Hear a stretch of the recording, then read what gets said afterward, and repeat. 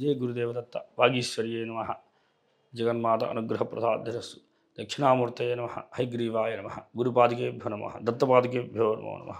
మనము ఇప్పుడు తెలుసుకోబోయే విషయము సరస్సు యొక్క అనుగ్రహం వల్ల తెలుసుకుంటున్నాం. ఏంటనగా మకర రాశి. ఒక మకర రాశి విశిష్టత ఏంటంటే మకర రాశిలో పుట్టిన వారు ఎలా ఉన్నారో తెలుసుకుందాం. సో మకర రాశి ఏంటంటే మకరం అంటే మొసలి.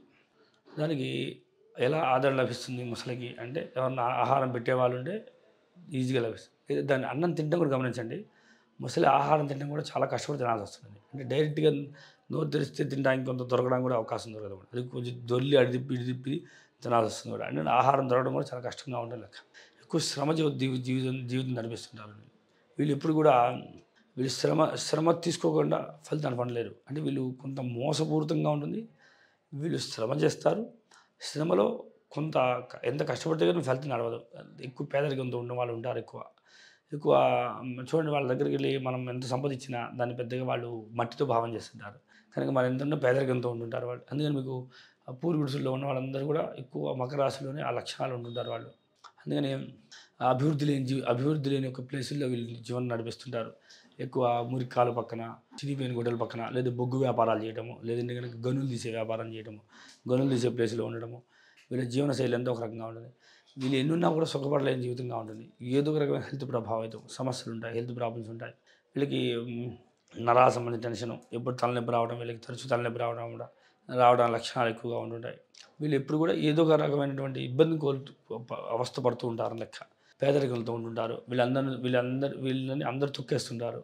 వీళ్ళు అభివృద్ధిని చూడలేకపోతుంటారు. వీళ్ళు కూడా ఎక్కువ అభివృద్ధిలో ఉండలేకపోతుంటారు. వీళ్ళు పేదరికంతో ఉంటారు. ఈ లక్షణాలన్నీ కూడా మకర రాశిలో కనబడుతుంటాయి. అయితే మకర రాశిలో పుట్టిన వారు అందరూ అలా ఉంటారా అంటే, మకర రాశి యొక్క లక్షణాలు ఏంటంటే వారు ఎన్ని పొజిషన్లో ఉన్నా ఏదో ఒక లోపాన్ని అటు పొంది ఉంటాడని, ఏదో ఒక సమస్యను పొంది ఉంటాడని భావన. కొంచెం తనని కించపరిచినట్టుగా కూడా ఫీలింగ్ కలుగుతుంటుంది. నన్ను అందరూ అవమానిస్తాననుకుంటాడు. కానీ తను చేసే పని శ్రమ చేస్తున్నాడు అనే భావన. ఇతను కూడా ఒకవేళ ఇతను హై పొజిషన్లో ఉన్న ఎక్కువ ఎదుటి వ్యక్తులు ఇతని దగ్గర ఉన్న వాళ్ళందరూ కూడా అలానే ఉన్నవాళ్ళు ఉంటారు అన్నమాట. అందులో లేబర్స్, పనిచేసేవాళ్ళు అందరూ తక్కువ వాళ్ళు ఉన్నట్టుగా వీళ్ళు కనబడుతుంటారు అన్నమాట. వీళ్ళకి అలా భావన కలుగుతుంటుంది. ఎప్పుడు వాళ్ళు అరవడం, తిట్టడము, ఇతను తిట్టుకోవడం చేయాలి, లేదా తిట్టడం చేయాలి. ఇది రెండు పాయింట్స్. మకర రాశిలో పుట్టిన వాళ్ళకి ఎదుటి వాళ్ళని తిట్టాలి, లేదా వీరే ఒగ్గోలు తిట్టాలి. అలాగా వీళ్ళు ఇంకో వ్యక్తిని తిట్టి వాళ్ళతో పని చేయించడము. వీళ్ళు ఏ పని చేసినా చాలా లాంగ్ అవ్వటము. రాశి వాళ్ళకి ఏంటంటే ఎప్పుడు ఎలా ఉంటుందంటే ఒక పని పుట్టిన వెంటనే ఒక నిమిషంలో అయిపోతుంది వీళ్ళకి. ఇప్పుడుగో అవుతుంటుంది. ఎందుకే అంటే అదే కానీ ఇంకో పక్కవాడు సలహా తీసుకుని చేస్తేనే ఒక నిమిషంలో అయిపోతుంది. వీళ్ళు సొంతగా ప్రయోగం చేస్తే మాత్రం ఆ పనిని ఒక పట్టాన అవ్వదు, చాలా ఇబ్బంది పెట్టేస్తుందని భావన అర్థమవుతుంది మనకి. అయితే మకర రాశిలో పుట్టిన వాళ్ళకి లక్షణాలు ఇవి. అయితే మకర రాశిలోకి రేపు రవి సంచరిస్తున్నాడు. రవి ప్రవేశించాడంటే ఏం జరుగుతుందంటే తండ్రి సంబంధం విరోధం ఎక్కువగా ఉండడానికి అవకాశాలు ఉంటాయి. అలానే బుధుడు కూడా సంచరిస్తుంటాడు. అలానే ద్వితీయంలో శని అంటే కుటుంబము, వీళ్ళకి ఏలినాడు శని అంటుంటాం కూడా. అంటే కుటుంబం పడదాకా యోగదాయకం లేని వాళ్ళందరూ కూడా ఇప్పుడు కుటుంబం బాగుంటుంది, ఇంకా ఇక్కడ నుండి బాగుంటుందని లెక్క. కుంభరాశిలోకి శని ఉండడం వల్ల మంచి అభివృద్ధి బాగుంటుంది, మంచి లైఫ్ ఉంటుంది. వీళ్ళకి కావాల్సిన ప్రణాళికలు చేసుకుంటారు, కొత్త పొజిషన్లోకి వెళ్ళిపోతుంటారు. అది పని. అంటే వీళ్ళు ఎప్పుడు కూడా ఈ జీవన ప్రయాణంలో శ్రమతో కూడుకున్న లైఫ్ ఉందని అర్థం చేసుకోవచ్చు. అయితే కామన్గా గోచారీత్యా ఈ రాశిరీత్యా ఈ మాసం వరకు ఉన్న ప్రభావంలో అయితే ప్రస్తుతం అయితే శని ప్రభావం బాగుంది. తృతీయంలో రాహు ఉంటే మంచి ఆలోచిస్తారు, టెక్నిక్గా వాడతారు, మైండ్ వాడతారు, అందరిని కలుపుకుంటారు, అందరిని మోసం చేస్తారు, అందరి దగ్గర కావాల్సిన వాడుకుంటారు, తీసుకోగలుగుతుంటారు. చతుర్థుని గురుండడం వల్ల నూతన గృహయోగము, వస్తు వాహనాలు అన్నీ కొనుక్కుంటారు, మంచి లగ్జరీ లైఫ్ అనుభవించగలుగుతుంటారు.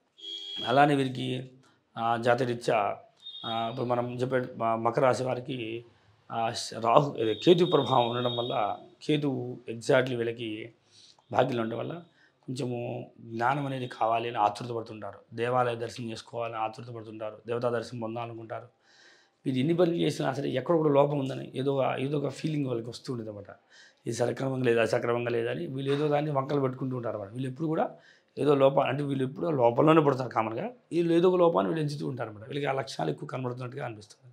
అయితే అలానే శుక్రుడు యొక్క లాభస్థితిలో ఉన్నాడు. శుక్రుడు యొక్క పొజిషన్ బాగుంది, శుక్రుడు అనుకూలిస్తుంటాడు, సుఖభోగాలన్నీ ఉంటాయి, బాగుంది. కుజుడు యొక్క స్థితి కూడా బాగుండడం వల్ల, కుజుడు అనుకూలించడం వల్ల మంచి లాభదాయకంగా ఉంటుంది. సోదరులతో సఖ్యత బాగుంటుంది, వృత్తి వ్యాపారాలు బాగుంటాయి, అలా పొలం పని చేసేవాళ్ళు బాగుంటుంది. రాజకీయ వ్యక్తులు మాత్రమే కొంచెం శ్రమతో కూడుకున్న లైఫ్ ఉంటుంది అన్నమాట. వాళ్ళు బాగా శ్రమ చేస్తే కానీ ఫలితాన్ని పొందడానికి చాలా కష్టం అన్నమాట. శ్రమతో కూడిన లైఫ్ కనబడుతుంది ఇక్కడ. మకర రాశిలో పుట్టిన వారికి తప్పనిసరి జాగ్రత్త పాటించడానికి ఏంటంటే విశేషం ఏంటంటే తృతీయంలో రాహు ఉండడం మంచిదేనా, ద్వితీయంలో రవి ప్రవేశిస్తున్నాడు కనుక పితృ సంబంధ సాధనలు సక్రమంగా చేయండి. తర్వాత పితృదేవతల అనుగ్రహాన్ని పొందండి. మీకు అన్ని రకాలుగా అభివృద్ధి బాగుంది కనుక చిన్న చిన్న విషయాలు సమస్యలు ఉంటాయి కనుక అవే తొలగిపోతుంటాయి. రవిని బాగా జపం చేస్తే అంతా అనుకూలిస్తుంది, బాగుంటుంది. జయ గురుదేవదత్త.